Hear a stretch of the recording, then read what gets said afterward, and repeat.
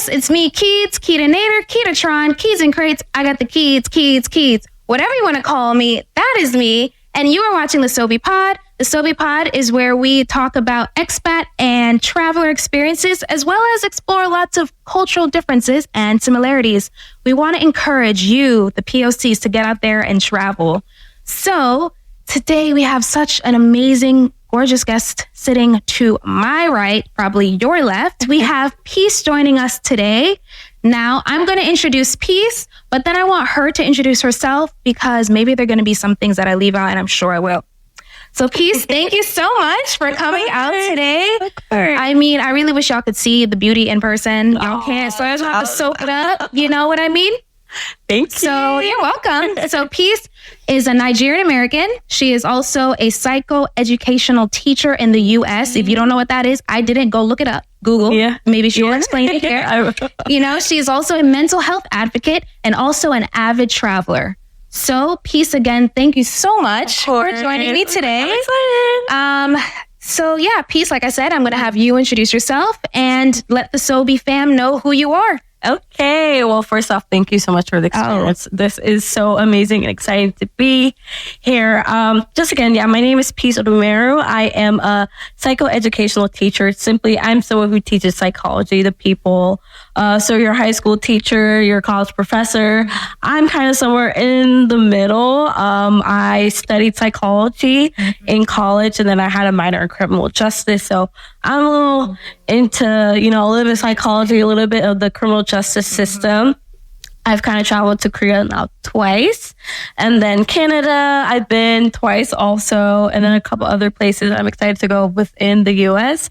So I have done a little bit of traveling, and I'm excited to do more traveling. Oh, you will. Japan, maybe in December. Japan is Japan is one of my favorite countries. But yeah, I'm excited for, the rest of this year coming up. Ooh, okay. So Peace, you are watching this now. Peace is currently in DC.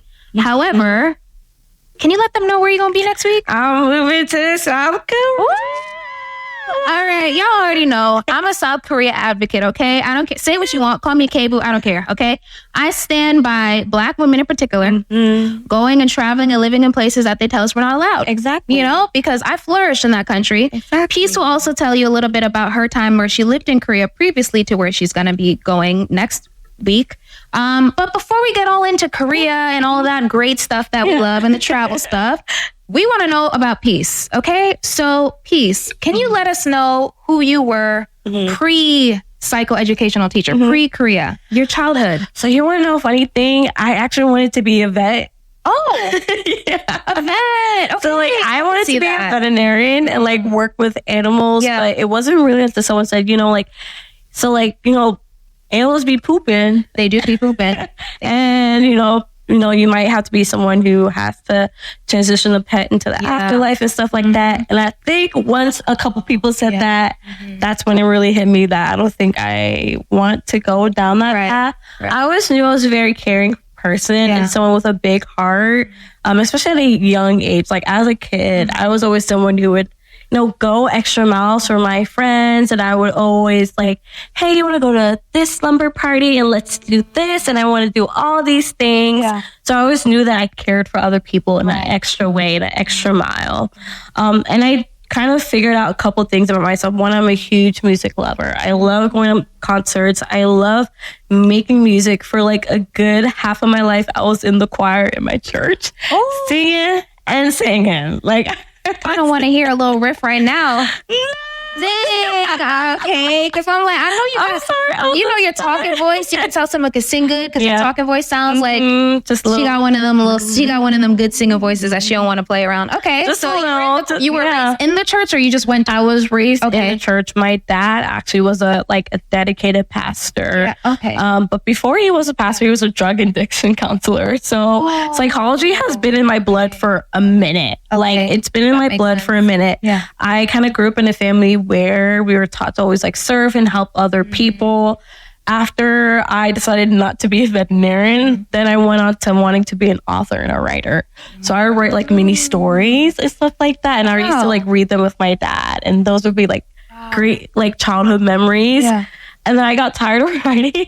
I feel that though. And I was like, okay, what's next? What's next? And then I was like, okay, what about social work? And I was interested in social work.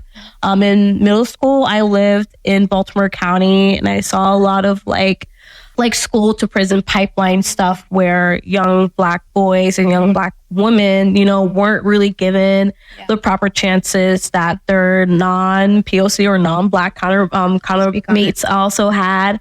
And I just felt like so much passion about wanting to change that system and wanting to, you know, advocate for people who look like me. Because a lot of time, like, the people who were giving out the punishments didn't look like us. You know, they're either white or they're non-Black or they're POC. And it's one thing to work in a place with a lot of Black people. It's one thing to live the Black life. And they're two completely different stories. Especially in Baltimore County. And I think it's when I hit high school and I took like one psychology class and I was like, this is what I want to do. Like, I want to do psychology. And I know a lot of people like to write it off as an easy science or a social science, but psychology is the root of so many of the many problems we have in America.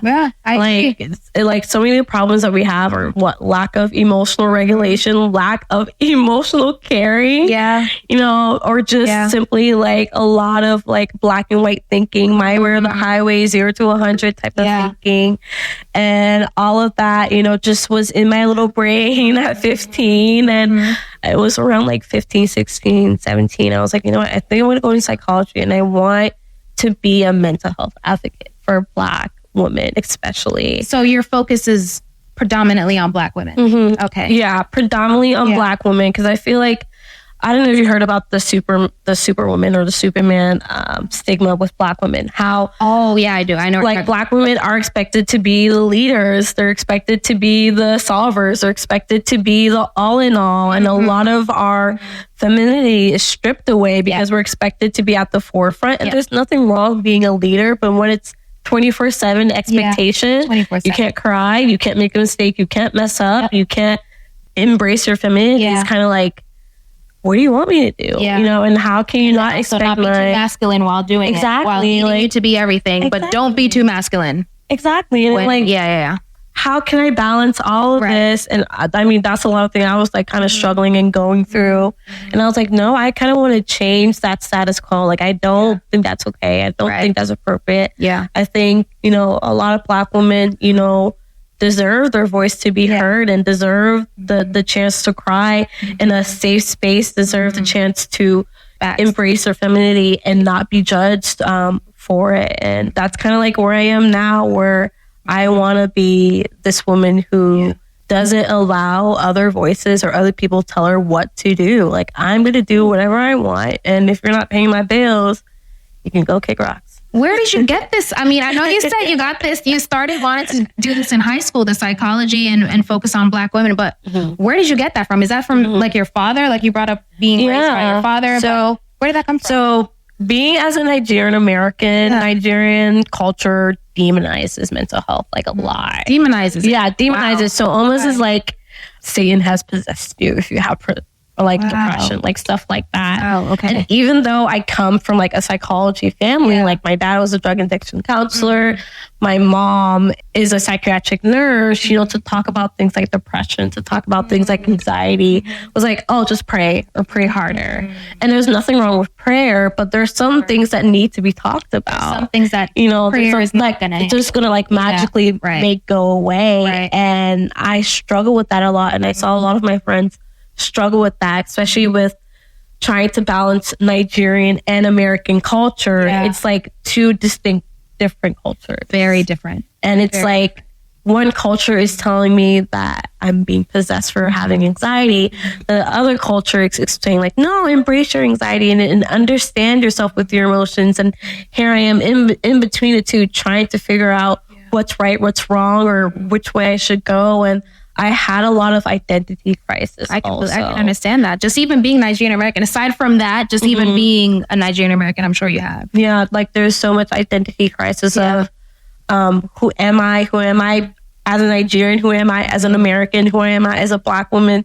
Who am I as like a second generation, you know, American? Like all these questions. And I had a lot of people kind of live my life for me and tell me you should go this way, you should go this way, and this is what you should do, and this is how you should act. And I got fed up of that. I got tired of that. And I was like, you know what? No, I'm going to make my own story. Yeah. I'm going to make my own path. And even if I do make some mistakes, even if I do mess up, you know, that's my story to tell. So at what point did you realize, like, I'm going to make the decision for myself? When did you make that? I think it was in high school. It was in high school where I kind of, essentially, in high school, I went through a really, really dark period, and I actually was very depressed. Like, some people call, like, functioning depression, you know, where, like, I feel like some Black women especially also are, like, functionally depressed, where a lot of us they're functioning, like, they're doing the things they need to do, but they are depressed. Yeah. You know, they are experiencing depressive symptoms or depressive episodes. And it was in high school where I kind of hit rock bottom, and I felt like I was operating as someone else. Like, there was me, like, you know, struggling and going through all this. Yeah. And then there was this picture perfect person. In high school, I got all the great grades, you know, and I, you know, was in a bunch of clubs and I was doing all these great things, but then I'll get home and I'm like, I look in the mirror and I don't know who I'm like, even looking at. So on paper, you were perfect. No one would assume you were going through what you were going through, but internally you were really struggling. I was really, really struggling with my identity. I was really, really struggling with who am I? What do I even like? Like I didn't even know what I liked. Yeah. You know, I didn't even like, I knew I liked dancing. I knew I liked African culture. I knew I liked Asian culture. But like, other than that, like, I didn't know me. What you like. What I like. Right. Who you were, actually. Who I was. Yeah. You knew the things you liked, but you didn't know who you were as a person. Yeah. Stripping away all the other excess outside things. Exactly. Okay. So once you finally got down to who you were, is that when you decided that, okay, I'm going to take this route and become a psychoeducational therapist? Okay. Yeah.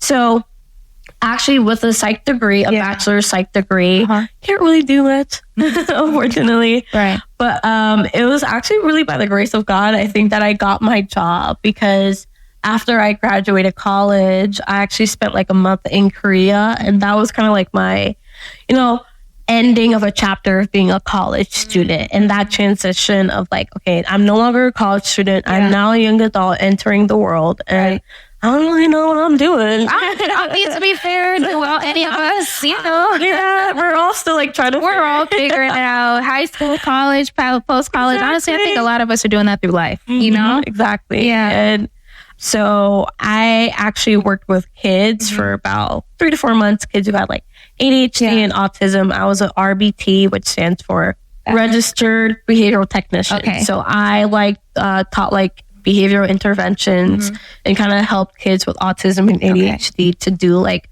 socially accepted behaviors and ways to better express themselves to like their loved ones.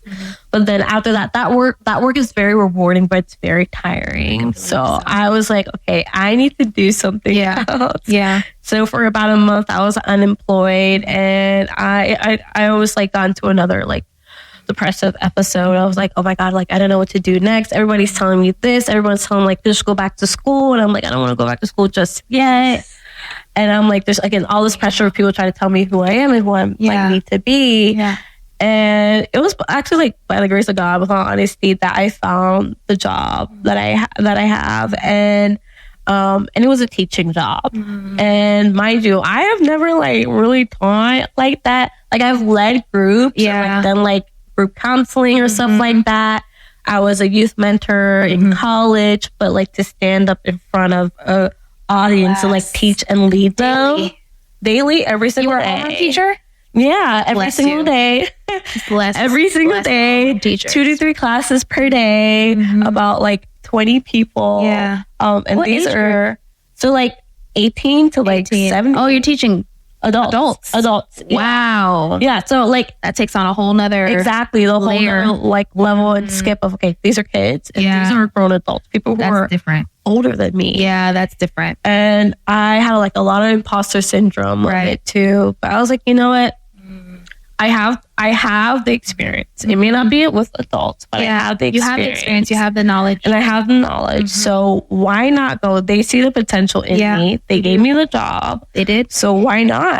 And I fell in love with it. You did. I fell in love with it. I fell in love with the ability to help people better understand themselves, better understand themselves with their emotions, better understand themselves with their thoughts, better understand themselves with their behaviors. And for some people, especially when you've been experiencing depression for so long, that sense of identity is lost. And I really related with that. Yeah. So I had a lot of people saying, like, I don't know who I am. I don't know what I like. I don't know what things matter to me. I don't know what my values are. And be able to like help people kind of figure that out. And we were a 2-week program. So to be able to see the thousands of growth within 2 weeks was so rewarding. And like people would come afterwards and be like, Peace, this really helped me. What you said here really helped me. And that really clicked with me. And I really like this coping skill. And I really like this practice that you said. And being able to see that just felt like, okay, this is something like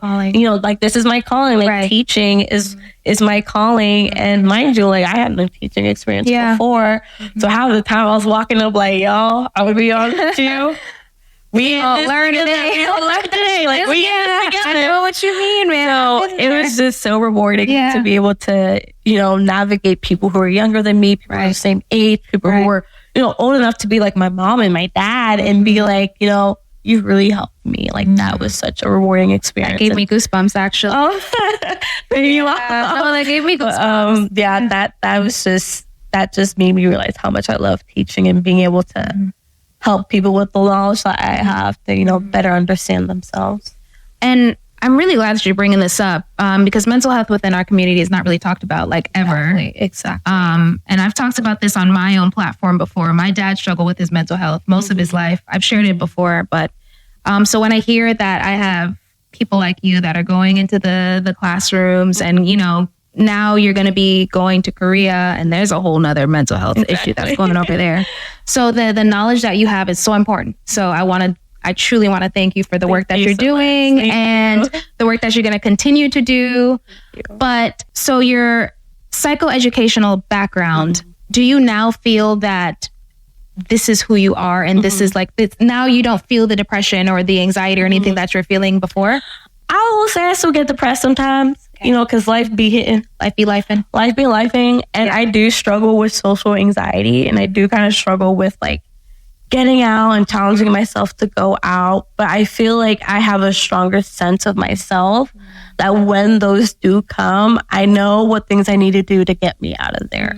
Whereas before I didn't know how to get out of there, or I didn't have the tools to kind of get out of that spiraling or that cycle of just like, who am I?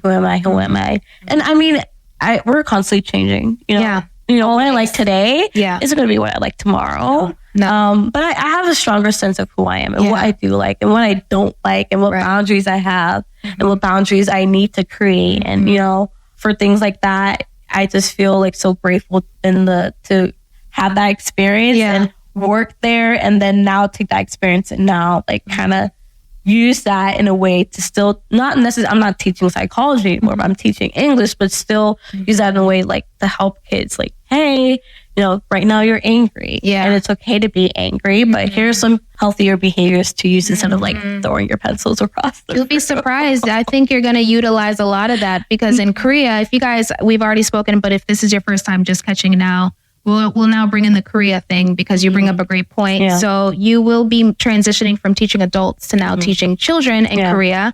So can you let them know exactly how you got through to Korea? Are you going through EPIC? Actually, you don't have to tell the problem. Are you doing public or private school? So I am doing private school just based on the timeline that I had. EPIC was just a bit too long for me due to like personal situation. It was just a bit too long for me. And then the uncertainty of EPIC of I don't really know where I might be placed was just too daunting for me that I was like, I'm trying to go private route. At least I know where I'm going. And if I know what the school is, I can always say, no, I don't want to go to that school based on the information I've seen. And this school is okay-ish. And so I decided to go the private route. I went through the private route too. All of the schools I've worked in South Korea were private. Say what you want, okay? Same thing with her. I want to be able to choose where I was going. I want to be able to go on the little, have you checked the blacklist? Okay. So shout out to you. Now let's talk about that's on the blacklist. I made a couple a post on there. Y'all can't do nothing for me now. So if you let them know if they're wanting to go to Korea, tell them what the blacklist is. So the blacklist essentially is a list of schools that you should not be going to because they're known for any type of exploitation or just lack of morals towards foreigners. So they essentially let you know, like, okay, this is the school and this is my experience, and it's constantly being updated. So you can always check and see and type in the school. So if a recruiter sent you to school, like, hey, the school wants to interview you, you can type in the school. I did a lot of it through Reddit. So Reddit is going to be your best friend. Reddit, I love Reddit. Reddit is going to be your best friend when it comes to anything schooling, teaching, and Facebook is going to be your best friend when you want to like find out any information. And there are many times where I searched up a school and there were a bunch of things and I was like, yeah, no, I don't want to do that interview. I'm sorry. Find me another school. So you went through a recruiter? I did. Okay. Yeah. I went through multiple actually. Okay. I went through about 6 or 7. Okay. Recruiters. How did you find the recruiting process? So it was stressful. Yeah. Stressful because the way I went about it. So I did my process a little bit earlier than necessary. One thing about Korea is that they're like this. Yeah. They want you to be on your game like this. They want you to basically be in Korea, actually. Yeah, they want you to be in Korea and then get your visa. Like, that's how fast they want you to be. So by the time I was reaching out to recruiters, like I was just finishing up my teaching certificate. So after that, I was like, hey, I just finished my teaching certificate. First question, you got your papers? Yeah. You got your visa papers? The visa process. I said, no. They said, get back to us when you do. I said, not even a hello? No. How are you? That visa process. What do you like? I'm like, oh my gosh. So it was a bit stressful. Yeah. There are a lot of like companies, well-known companies that I went like through, and it was actually a friend of mine with the company that I ended up going that she recommended to me. But there are a lot that are good, but you just have to be on your game with it because these are recruiters. They're commissioned by the schools to find people for them. So while, they will listen, they're getting paid by the big man. Yeah. So if you're not on your A game and not asking the questions and not, doing your research on your own, they will play you. Emphasize, do your research, please. This is, I want to emphasize this loud and clear. If you're going to South Korea, if you're moving abroad and you're just hyped to go, please do your research because the schools, you'll never not be out of schools. There's always going to be a school that needs a teacher. Exactly. Okay. So they need you more than you need them. I guarantee. It may not feel like that, but I guarantee. Okay. This is coming from me. I lived in Korea for 4 years. I'm not playing games with you. So please do your due diligence. Did you ever find any of the recruiters in Korea that said, oh, this school doesn't want Black people? Yep. I've had people encounter that. I've never actually had it. It happened to you. Yep. Wow. Can you talk about that experience? So I wanted to be placed in Seoul. It's a lie, by the way. Sorry. I wanted to be placed in Seoul. Right. And Seoul is, everyone knows that Seoul is a hot cake. We love Seoul. So, I told a recruiter that, hey, these are the places I want to be placed in Seoul. And a lot of them were like outskirts of the Seoul. They weren't even like straight on Sinchon or like, it wasn't like in the like mainland city or like Dongdaemun or anything like that. It was like borderline Gyeonggi-do. Yeah. And I lived in Gyeonggi-do. I'm like, you ain't gotta shame me. No shade. But like, it was like satellite city. No, I know. I didn't want to be put. It's like an hour. I know myself. Yeah. I know I would be tempted to like go clubbing every single day. So I was like, let me be realistic. Yeah. And let me put myself in a space where it would take time for me to kind of move about and everything. And I had a recruiter send me a school, and I went on their website and I noticed they had like a bunch of postings for like Gangnam, a bunch of postings for like Dongdaemun, for like Guro, Yeongdo-po area, and I messaged them and I was like, hey, I know that you sent me this place in like Ansan or something. Not Ansan. Or like Ilsan or like Bucheon. Yeah. And like I still like Bucheon. I like Bucheon. Yeah. That's a nice little city, but it's not Seoul. Yeah. I get it. I was like, look, why you ain't send me? Yeah. What's going on? what? Like, Yeah. and it was like in the same time. Yeah. So it wasn't as if like it was like 2 weeks later. Mm-hmm. And they're like, the schools have told us that they only want Caucasians. They use the word Caucasians to make it sweeter. And I said, Bye. Block cacao. Wow. I know you're talking about cacao. Yeah. Blocked. Yeah. And I was like, I read them to feel. I said, y'all for real. Mm-hmm. But in professional terms. Right. So I said, I cannot believe that there's still prejudice like that. And I mean, I know. Yeah. I know. Mm-hmm. But like to have it so blatantly said to me like that. They're very bold. And like so bold like that. And I said, bye. Yeah. Block them. Block them. I don't want to work with you anymore. You can block these recruiters. Like I remember this girl came on Facebook and she's like, I don't want to block the recruiter. I was like, why? These recruiters don't care about you. Okay. So that's also something you can get. Like Peace did. She had 6 or 7 recruiters. Yeah. You can have as many recruiters as you want. Okay. You are not locked into this person and you can hit that block button on your cacao. Don't feel bad. Exactly. And if they do tell you that this school only wants white teachers, they may be lying. 1 second. And if that they're not lying and that school only wants white teachers, you don't want to be at that school anyways. Mm-hmm. Exactly. So don't even fight it. Yeah. And it's just like, it's so sad. Yeah. Like you hear about it and you know it, but to actually have it like said to your face is like, y'all for real. Yeah. Like, y'all for real. And after that, it was just kind of awkward. So I was like, so I don't need your service anymore. Yeah, no. I'll find another recruiter. And and you did. They were like, okay, no problem. So I did. Get Soul? I did. Yeah.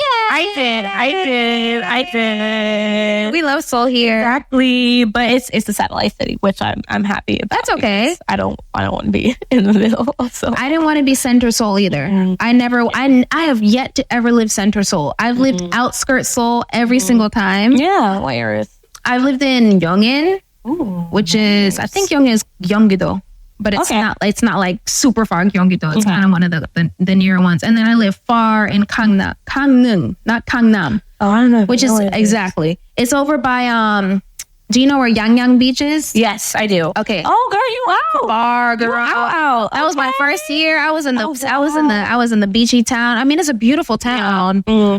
I had nothing to every weekend I was on that bus because we don't even have a train. Every weekend I was like, I had my damn backpack. I was like, I'm sitting on the bus. I guarantee if my friends were watching this, they will remember me sitting with my big like hiking bag. Like, man, going. So what are you most excited about? Oh my goodness, going to Seoul. Living in Seoul, because I know you did a semester, but this is a different experience. Your year. I think freedom. Freedom is a word. So it's going to be my first time living on my own, like completely living on my own, like outside. Like in college, I was, living on the dorm. I was 1 hour away, but my mom could travel that 1 hour. Right. So it's going to be my very first time like living on my own. And I'm so excited for that. Like my hands are shaking.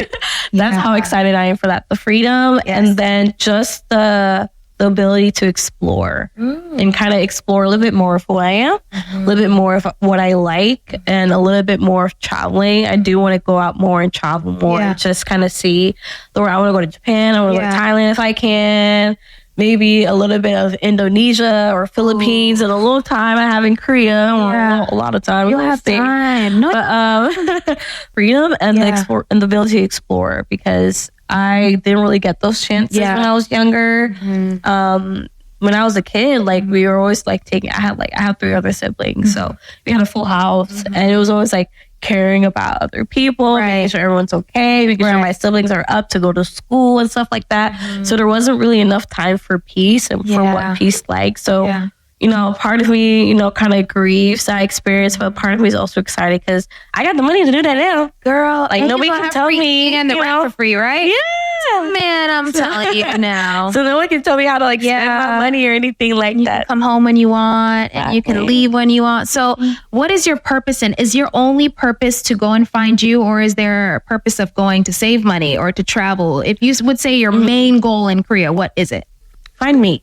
That is your main goal. That is my main goal, is to find me. I love that. Find me, find who peace is more in this new chapter of life. I feel like this chapter has been like a lot of goodbyes and a lot of like, I recently went through like a friendship breakup. Oh, that's and that was like hard hitting. Yeah. And I still love that girl. And if she ever watches this, she knows that I still love her. But just learning how to let go of things and just learning how to let go of like certain chapters in your life and allowing new things to kind of come in. Right. And this is a whole new chapter for me. It's a whole new era for me. So I'm excited for this new chapter and just, I mean, of course I'm going to be saving money. I'm talking about a new car. Okay. New car, new everything. You trying to drive in Korea?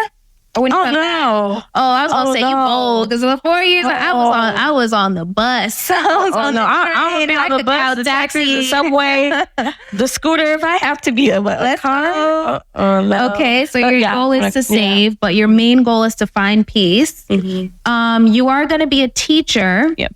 But before we get back into this, we're going to talk about that. What about dating? You were there for a few months when you was in school. Don't be trying to blush now, okay? The girlies want to know. Okay? Yeah, I want to know. So I actually... I want to know. So I actually did have a boyfriend. Oh, hold on. Wait. Did. Okay, hold on. I'm the did. All right. So you had a Korean boyfriend in Korea? Did. Yeah. Okay. When I was an exchange student, and that was a lesson.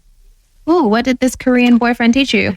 He taught me that I needed to love myself first. Oh no. Yeah. Is this Love Yourself BTS? Yes. I love that song. I love that song. Yeah, really, yeah.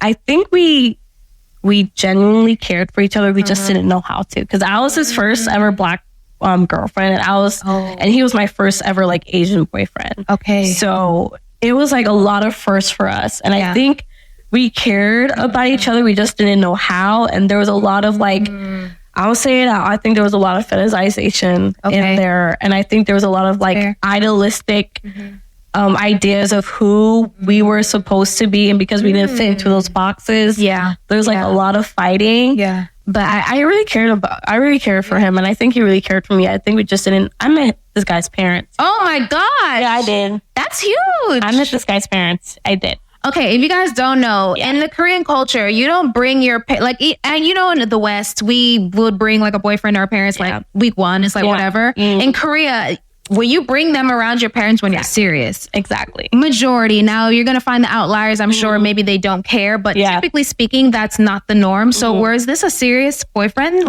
It was serious. It was serious to the point where like almost like half of our relationship, you know, ended up being like long distance because I had to go. Wow. But it was so serious. So like it got to a point where like he was like, my parents want to meet you, and I said, "Ooh, how was that?" I said, "Your parents want to meet me," and I'm Nigerian. Yeah. So I understood the gravity of it. Yeah, I'm sure. Yeah, my parents want to really meet you, and I was like, either they're gonna hate me or they're gonna love me. They love me. Okay. But like they were super open, and I think they already knew that their son, you know, was, you know, interested in dating, you know, outside of like the Korean culture. And it was so beautiful meeting his parents. His parents were so kind. We went out to have like kalguksu, which is like knife cut noodles, and it was so. I mean, where we went was very Korean, so I was the only foreigner person in there. Where was this? What city in Korea did you guys go? I don't know if I can remember. It was 2 years ago, so I can't remember. But it was a very Korean place. So does his parents speak any English, or did he have to translate? He had to translate. Okay. He had to translate. I mean, back then I knew a little Koreanish to kind of get me by, but he had to translate most of the time. But yeah, they were just so kind, and you know, Korean people don't hug. His mom hugged me. They don't be hugging people like that. They don't, but you know what? I think with foreigners though, they're a lot more. They're a lot more touchy. Yeah. I've gotten so many hugs from Koreans. Yeah. Like with other Koreans, they're like, no, we don't touch each other. But like, I think they know how open we are. So what were some of the cultural differences that you guys faced? Like you said, it was hard. To, you know, what were some of the differences you're here? I think the biggest one was sad. One thing, so like me being Nigerian, I don't think he grasped the full gravity of me being Nigerian. He knew he understood I was Black, but he didn't understand like the African side to me and the Nigerian side to me. And now Nigerians are very bold and proud people. Right. Like we're very like out there. You know, you tell anybody, you see that green, white, green. Yeah. Yeah. And there's like a party's going to happen around the corner. So we're very bold people. Yeah. So there would be times where like we would have arguments and I would say my side. And you'd be like, you're not listening to me, or you're speaking over me. Can see and like you're yelling at me, and I'm like, no, this is just how I talk, love. I can see and that. now that I kind of look back at it, I was wild. I ain't gonna lie, So there were parts of like my Nigerianness that I think were, I don't want to use the word overwhelming, but were different compared to Korean culture. To how they compare. And that caused a lot of headbutting. And then just being me, I was more like extrovert than him. He was like a little bit more introverted. So that kind of caused some clash. So like we would go out and like he was never like ashamed of our relationship or anything like that. He was actually one to do more PDA than I was. But like our personalities would be like so starkly different. I remember one time when I met his friends and I was like, hey, how are you? And then like when we got home, he was like, why are you flirting with them? I said, what? Flirting?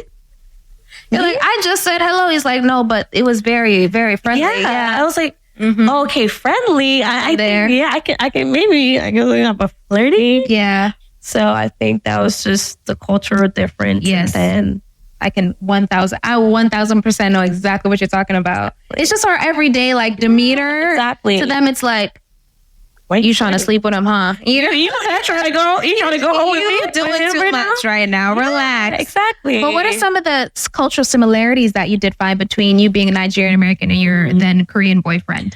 So one thing is family. We valued family so much. And family is a big thing. I mean, any collectivist culture, you are all about the group. You're all about mending bonds within the group. And we always kind of bond over talking with family and how much we cared about our family. And then we also, I love that. He loved Nigerian food. I took him to a restaurant in Itaewon. I think it's Happy Place is not Nigerian. I think it's run by Ghanaians. I could be wrong. Don't quote me. But it was in Itaewon. It was Itaewon's Happy Place. I don't know. Itaewon. I could be quoting the restaurant name. It probably is Itaewon though, but it's called possibly Happy Place in Itaewon. Yeah, okay, yeah. We'll double check it. I'll make sure I add it here. And he gobbled it. He gobbled it down. Yeah. Nothing left on the plate. No. But you know what? Koreans, they know how they know how to eat. They love. Yep. They love trying like different cultural foods. That's and he was always like, let's go back to Happy Place. Let's go back to Happy Place. So would you say Happy Place is the best? If that's not the name, let's just say is that restaurant. Yeah, I think that's the best. That restaurant is pretty authentic. Yeah, pretty authentic to like Nigerian Ghanaian food, I would say. Okay, yeah. So if you were in South Korea and you're looking for, maybe you're African, maybe you just want to have some African food. I don't know if it's Ghanaian or Nigerian. We're not too sure. Yeah. But if you're looking for that food, we're going to add it here. Yeah. Right here. It's possibly Happy Place. We don't know. Okay. And it's in, where did you say again? What city? Itaewon. Itaewon for sure. Yeah. Okay. We going to find Definitely. it. Thank you. Because I don't think I've ever been there. The only place I've been to, it's South African. Pie something? No, not pie. It's, it's going to bother me because as soon as I cut the camera, I'm going to remember it. Okay. But if y'all know, give me the best South African food in South Korea because that's what I'm trying to think of. Okay. Let us know, please, because I'm trying to eat South African food too. You know what? I haven't had. Well, go. Once I find it, I will let you know. I promise. Please. So you're going to Korea. Where are the places you're excited to go and visit? I'm excited. I am a huge Seongsu fan. I don't know, Seongsu in Seoul. It's like a stopover from Hapjeong. I love that place so much. Seongsu is so pretty. Yes. It's so like vibe and chill and like you find like the best places to eat the best places to buy clothes. Vibe. Like it's such a chill place. So Seongsu I'm really excited about. I'm really excited to go do a little bit exploring like Dongdaemun, Dongmyo area, go to the flea markets because I haven't had the time to go there. And then really explore the town that I'm going to be in. Because since it's a satellite city, venturing out to Gyeonggi-do, just venturing out of Seoul actually, I'm a little bit more excited about than going back into Seoul. Yeah. So kind of going around, because where I am is like a little bit on the rural side of Gyeonggi-do. So like the parks, there's like a I cannot pronounce the flower name for me. Hydrangeas. I know what you're talking about, but yeah. So they have like a garden over there. So I'm excited to go and explore that. And you leave. What month are we in? Oh, you're gonna get ready for fall. Oh, I love fall in Korea. Right? I love fall anywhere, but I don't know. Fall in Korea just like because their coffee culture, the cafe culture in Korea is just top notch. Oh yeah, I'm gonna have like my white girl fall outfit on. The boots, the scarf, the beanie. I'm so excited for you to be in Korea for a whole year. Thank you. Okay, so now let's reel it back in and let's talk a little bit about your job because you are going to be going to Korea and you're going to be a teacher in Korea. You're not going to be a psychoeducator. You are going to be English teacher. Yeah. But I do want to bring in the mental health of the South Korean people. Oh my goodness. A word. I don't know if you know much about it. Do you? Yeah, I'm pretty aware. Yes, it's the mental health situation out of the crisis, if you will. Yeah, crisis is I think a word. the crisis is the right word to use. How do you feel entering a society where you are aware of the negative, of everything of what's going on? How do you feel about the mental health in South Korea now that you're going to be an English teacher? One thing I'm really excited about is to be able to create a space and cultivate a space for these kids to be heard emotionally and to be heard thoughtfully. That's one of the biggest things I'm really excited about. Kids are constantly growing. When between the ages of like a baby to when you're 5, that's when you're doing the most growing. Yep. And kids are sponges. Yep. They're sponges. Anything they're seeing, anything they're watching, they're learning and their core beliefs start forming from that. So I want to be able to come into these kids' lives and kind of be like a guiding light and let them know that it's okay to have emotions. It's okay to talk about the bad or negative feelings that you have. And it's okay to be sad. It's okay to not know everything. It's okay to make a mistake in English. I make mistakes in English and I was born in America. Same. And it's okay to like make mistakes because, South Korean kids cannot make mistakes. I mean, their lifestyle is school, military fair boy, and then work. Yeah. And that's it. Yeah. That's it. Like, it's hard to have, like, you look at the drinking culture and you're like, why do South Koreans drink so much? It's because their lives are hard. Yeah. Their lives are hard. Their work culture is hard. The school culture is hard. And I follow this guy on Instagram and he talks about his life as a South Korean man.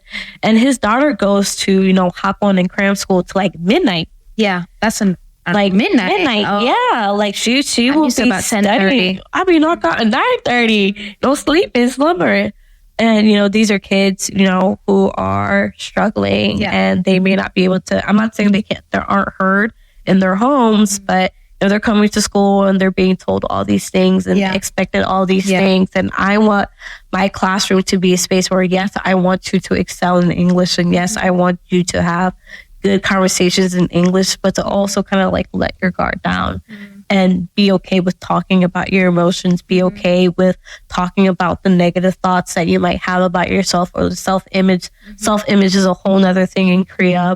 And that's a whole nother topic for another day. Yeah. And learning how to be okay with, life and coping with life and developing healthy coping strategies and stuff like that. So all that stuff I'm trying to learn how to kind of slide into with English teaching and all that I'm excited to kind of do. You're going to be able to because you're a homeroom teacher. You're with them kids from they arrive at school to they leave, Yeah. So you are going to have to figure it out because I know at my school we weren't able to do. My first school we weren't because they watched us constantly on CCTV. Oh yeah. But then the last couple schools that I had, the last 2 schools I had, they weren't as hands-on, and so I was able to be a little bit more lenient with. But then it's the dealing with the parents. That was something that even though you want the students in Korea to be not so hard on yourselves, it's hard because they go home and they have their parents. Yeah. Where'd you get your grades? Who did better? And there's always a comparison, right? Like I know when we were there, everything was like, who did better? Like the parents would literally ask us who did the best. Wow. Who got the best? Who was the highest score? Oh, wow. Who scored the lowest? So,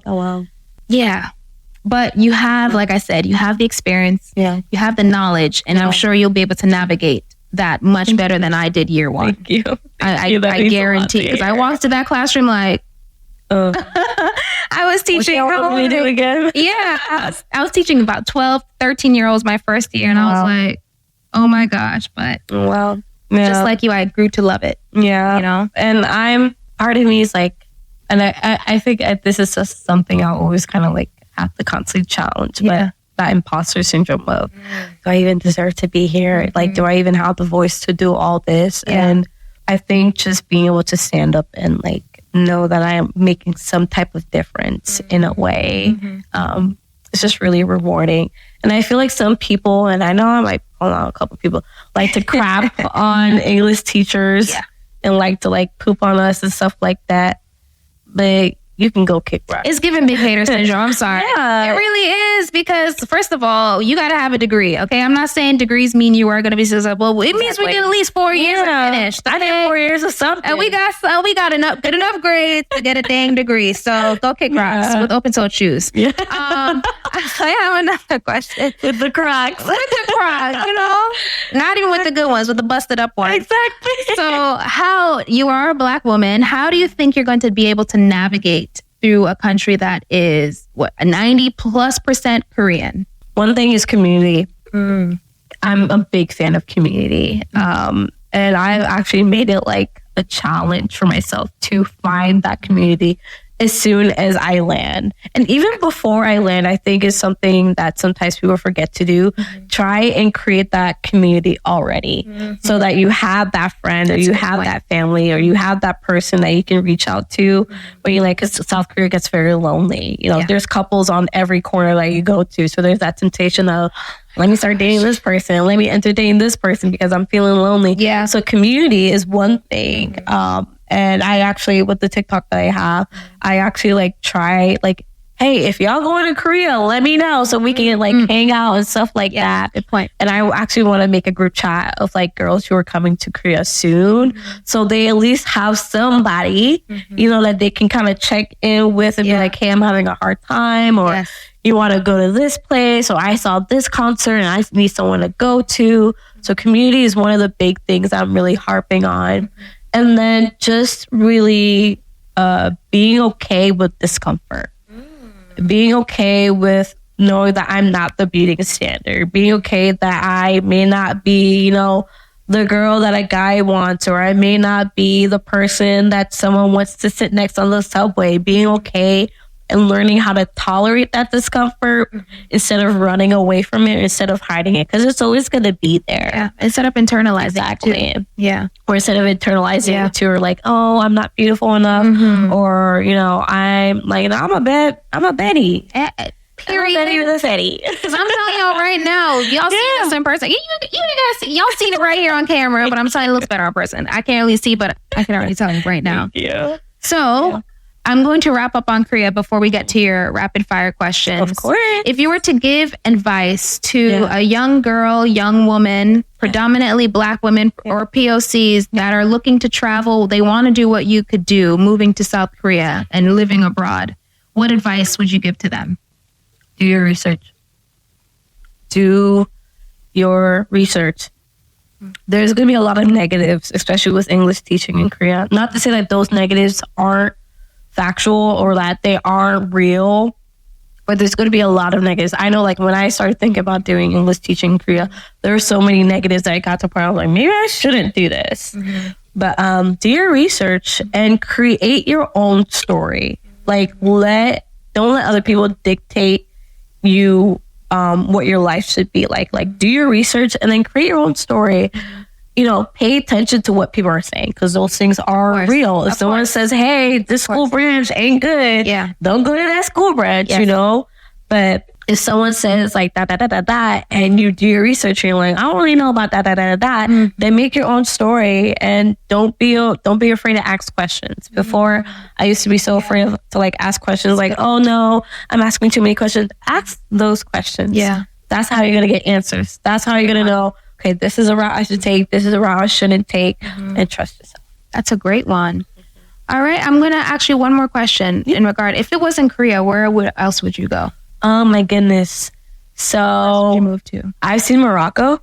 and Spain, but I don't know any Portuguese. Yeah, so Google. Yeah, I can use some Google Translate. Morocco. I think if it has to do with teaching English, I think Morocco. You've been there before? I haven't. No. Okay, so now let's get to your rapid fire because that kind of goes right into it. Okay, awesome. If there was going to be a country you could jump on the plane right now and go, where would you go? Oh my goodness, Ghana. Ghana. Okay, I'm going to go see Morocco. No, Morocco. Yeah. Ghana. Why Ghana? Ghana. Oh my goodness, Ghana is so beautiful. And if you know anything about being a West African, there's this thing called 30 December, and that means everybody go. I was invited last year. Oh my God. I'm sorry. Go ahead. Oh, it's okay. It's okay. You should have went. I should have. But basically, in December, everybody hops in a plane and parties their butt off. Like, so Ghana is a place I want to go so bad and kind of live and just embrace my Africanness and like cornrows and like bare face and slippers and the dress and everything, and nobody can tell me nothing. Okay, well, speaking of the continent, which country in Africa has the best jollof? Because now that we're here. Okay. That wasn't in the outline. Some people are going to be a little mad. Get the internet mad. But Nigerian, of course. Nigerian, hands down. The reason why I said that is that the very first time I had Ghanaian jollof, it had beans, it had vegetables, it was given fried rice. It was not given jollof. Oh. If you put beans and vegetables in your jollof rice, that's not jollof rice, that is fried rice now. Oh. So yeah. She said she wasn't going to try to come, but then she said, y'all ain't even got jollof, y'all got fried rice. It was jollof fried rice. Dang. That's what it was. Nigerian fried rice is hands down. And people can talk what they want to talk. They can be mad or whatever. But they know that we the real ones. And then some people are like, oh no, but Senegal and Liberia, we're the true creators. And so we took it from you and made it better. And that's all she said. That's all she wrote. Y'all can come and beat me. And she's standing 10 toes, 10 fingers down on it too. Look at that. So, because you better answer right on this next one. Okay. Which country has the best music? Hey, you trying to get me in trouble? No, I'm not. I just listened. This was a part of your questions. Your time.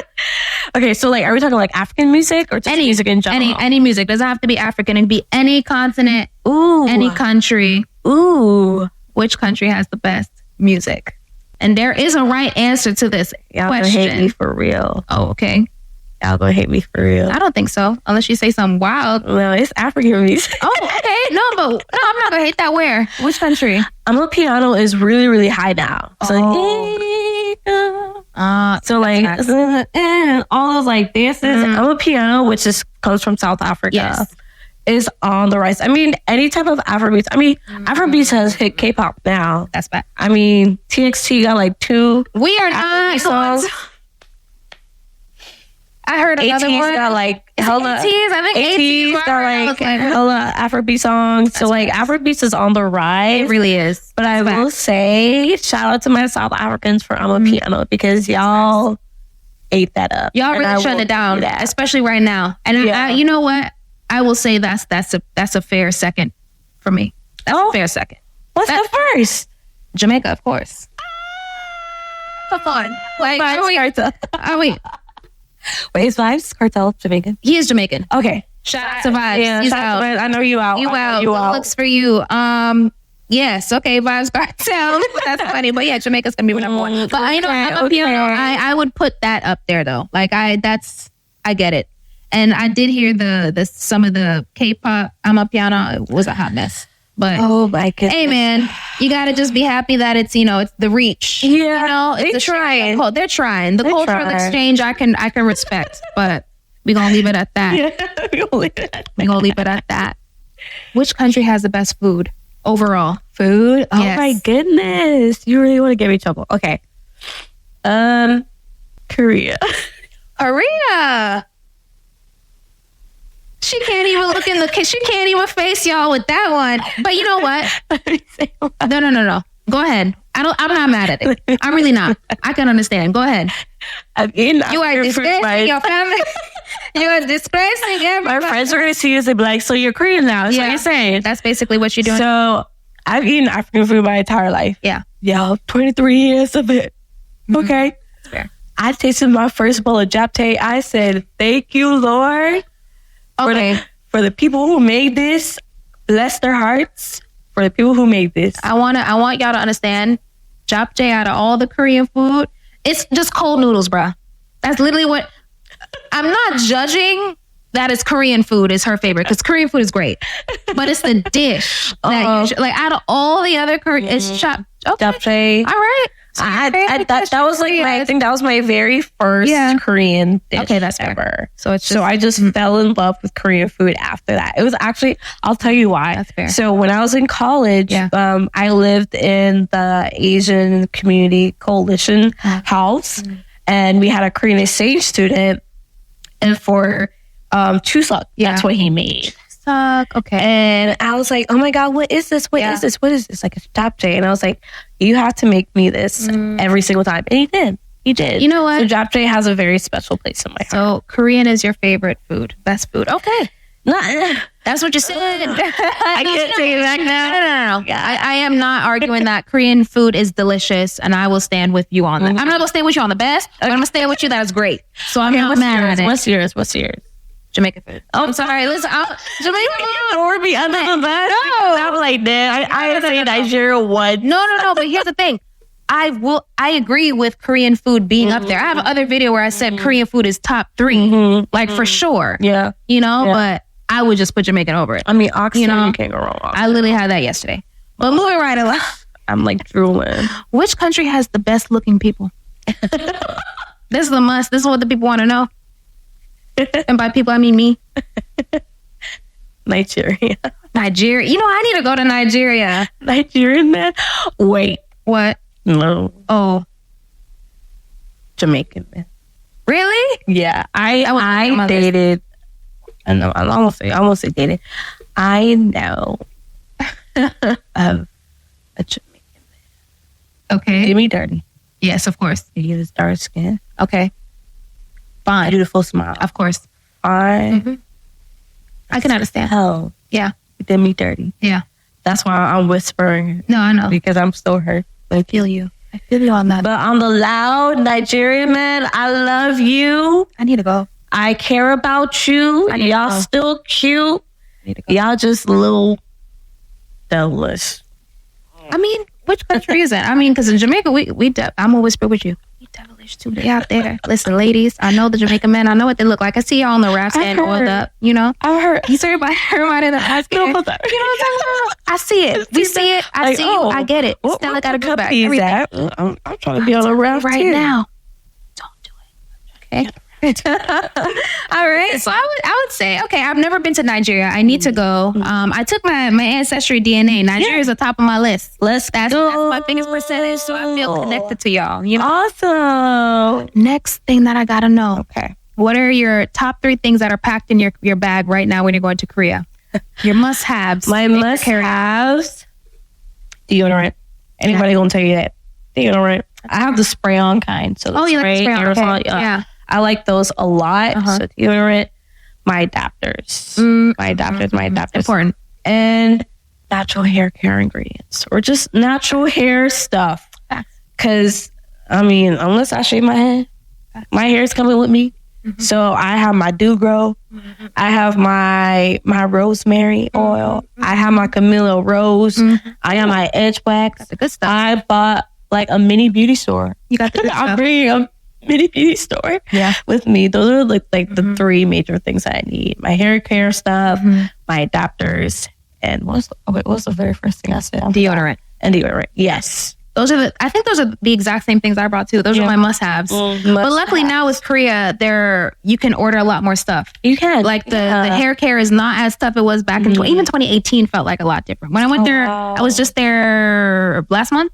I was able to get stuff much more easier. Yeah. Things like I know websites like iHerb. I heard it's pretty good. Yeah. Coupang, they added some more stuff. Honey Hair. There's Honey Hair too. Yeah. You can get black hair care on there, and she lives in South Korea and she's black, so it's you'll get the stuff much quicker. Perfect. Yeah.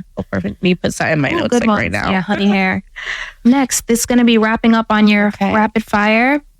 What are the top 3 countries that you would like to? I know you said your first one, but your top 3 countries you would like to visit right now, like your must vacations. So must vacations. Bali, Indonesia.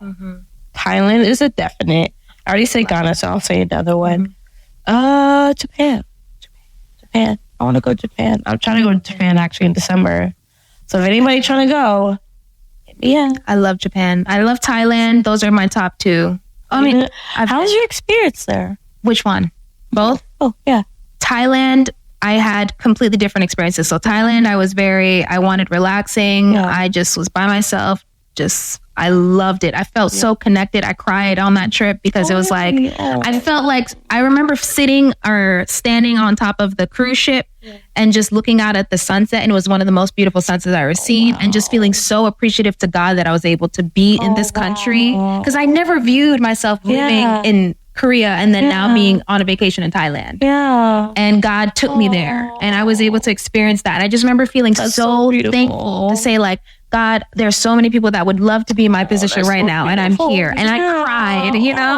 Oh, that is such a beautiful reflection. Yeah. Thailand was that. And then Tokyo, I went to Tokyo, was the complete opposite. It was like, I was in these streets, you know, I was with friends, we partied. And Tokyo is still one of my favorite cities because it's so fun. It's so lively. Everyone there is so helpful. Like the Japanese people were so friendly to me. And like the people we met were great. And it's both of those countries. I truly think you're gonna love both of them. Like I have nothing but positive words for both of those countries. I'm so excited. Yeah. You book some like flight ticket like right now. Girl, I'm telling you, either one, whichever one you did. I haven't been to Indonesia yet, but you got to tell me how that is. I will. Okay. Tell you. So now we're gonna get down to the last word. What is something that has taken you a long time to learn? A lesson. Oh, that's a great question.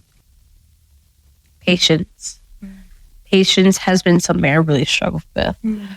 I mean, just look at American culture. Everything is like fast, like get it now. Yeah, you know. And for me, I kind of grew up in a household where a lot of things were delayed. So when I got to college, I like entered into like this very impulsive. I'm going to only do things based off pleasure. I'm only going to do things that make me feel happy. And I hurt a lot of people and I hurt a lot of myself and I lost a lot of myself and I was always questioning. So after college, after I graduated, I was kind of like, you know what, God, like I really need to practice. Well, actually, no, in college, as I was graduating, I was kind of saying like, I really want to learn patience. And learn how to be patient and be okay with discomfort. And God has said, "Bet, I got you."